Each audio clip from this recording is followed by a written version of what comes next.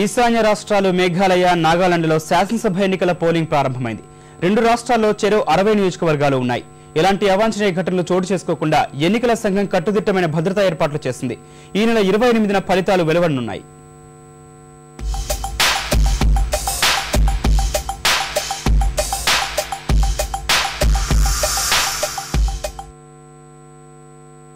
ఈశాన్య రాష్ట్రాలైన మేఘాలయ, నాగాలాండ్ శాసనసభలకు నేడు పోలింగ్ జరుగుతోంది.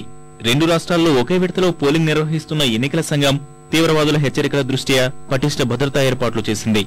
మేఘాలయలోని 60 నియోజకవర్గాలకు జరగనున్న ఎన్నికల్లో 15 పార్టీల నుంచి 345 మంది అభ్యర్థులు పోటీ పడుతున్నారు. కాంగ్రెస్ అన్ని స్థానాల్లో అభ్యర్థులను నిలపగా యునైటెడ్ డెమోక్రటిక్ 50 స్థానాల్లో పోటీ చేస్తోంది. తొలిసారి ఎన్నికలకు వెళ్తున్న పిఏ సంగ్మా సారథ్యంలోని నేషనల్ పీపుల్ పార్టీ 32 స్థానాల్లో పోటీ చేస్తోంది.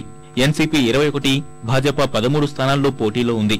పోలింగ్ సరళి సజావుగా కొనసాగేందుకు ఎన్నికల సంఘం 2845 పోలింగ్ కేంద్రాలు ఏర్పాటు చేసింది. వాటిలో 900 కేంద్రాల్ని అత్యంత సమస్యాత్మకంగా గుర్తించి భద్రతా బలగాలను భారీగా మోహరించింది.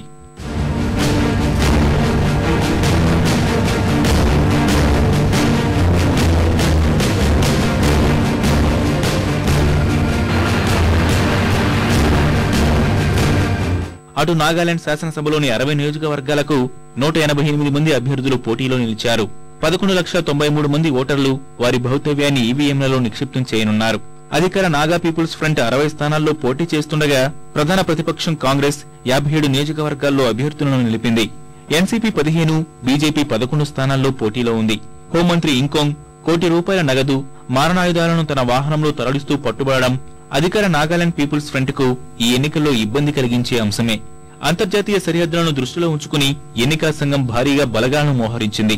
ఇక్కడ ఎన్నికల ప్రక్రియ సజావుగా సాగేందుకు ఈసీ 2023 పోలింగ్ కేంద్రాలను ఏర్పాటు చేసింది. వాటిలో 821 కేంద్రాలను సమస్యాత్మకంగా, 662 మిక్కిలి సమస్యాత్మకంగా అధికారులు గుర్తించారు.